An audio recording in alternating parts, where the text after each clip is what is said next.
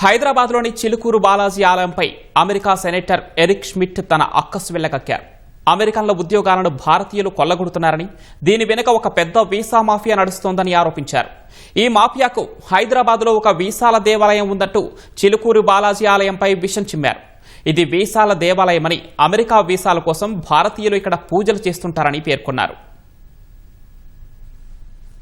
H1B visa ప్రోగ్రాంపై విమర్శలు చేస్తూ హైదరాబాద్లోని చిలుకూరు బాలాజీ ఆలయంపై అమెరికా రిపబ్లికన్ సెనేటర్ వివాదాస్పద వ్యాఖ్యలు చేశారు. ప్రపంచవ్యాప్తంగా వీసా మాఫియా నడుస్తోందని, వారికి హైదరాబాద్లో ఒక వీసాల దేవాలయం ఉందంటూ చిలుకూరు బాలాజీ దేవాలయాన్ని ఉద్దేశించి రిపబ్లికన్ సెనేటర్ ఎరిక్ షమిట్ అభ్యంతరకర వ్యాఖ్యలు చేశారు. అమెరికన్లకు ఉద్యోగాలు రాకుండా H1B వీసాల మాటున అమెరికాలోని ఉద్యోగాలను భారతీయులు కొల్లగొడుతున్నారని ఎక్స్లో విమర్శలు చేశారు. ఈ మేరకు చిలుకూరు బాలాజీ ఆలయ చిత్రాన్ని తన పోస్టులో పెట్టారు. అమెరికా ఉపాధి ఆధారిత వీసాల వ్యవస్థపై తీవ్ర స్థాయిలో ధ్వజమెత్తారు. ఇది స్థానిక వేతన వ్యవస్థలను ఒత్తిడికి గురిచేస్తూ అంతర్జాతీయ కార్టెల్ను సృష్టిస్తోందని, అమెరికా ఉద్యోగులను తొలగిస్తోందని ఆరోపించారు.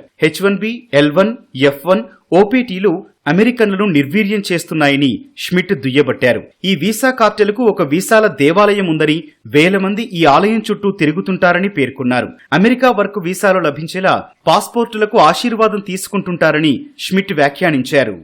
భారతీయ విద్యార్థులే ప్రధాన లక్ష్యంగా షమిట్ అక్కసు వెళ్లగక్కారు. విదేశీ విద్యార్థుల్లో సగం మంది భారతీయులేనని, వారు పన్ను చెల్లింపుదారుల నిధులతో రాయితీ వర్క్ పర్మిట్లను పొందుతున్నారని ఆరోపించారు. వారు చదువయ్యాక H1B పొందుతారని పేర్కొన్నారు. ఆ తర్వాత గ్రీన్ కార్డు సాధిస్తారని వెల్లడించారు. తక్కువ వేతనాలతో పనిచేసే వీరితో అప్పులతో సతమతమయ్యే అమెరికన్ గ్రాడ్యుయేట్లు పోటీ పడాల్సి వస్తోందని వ్యాఖ్యానించారు. వీసా కార్టెల్ పని అంతటితో ముగిసిపోదని, ఇంటర్వ్యూలో అడిగే రహస్య ప్రశ్నలను వారు వీసా దరఖాస్తుదారులతో పంచుకుంటారని ఆరోపించారు.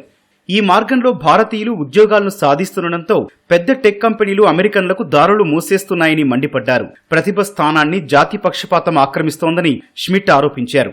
అంతేకాదు, AI శిక్షణ కోసం బిలియన్ల కొద్దీ డాలర్లు భారత్కు వెళ్తున్నాయని, దీనికి అమెరికా ప్రభుత్వమే సబ్సిడీలు ఇస్తోందని దుయ్యబట్టారు.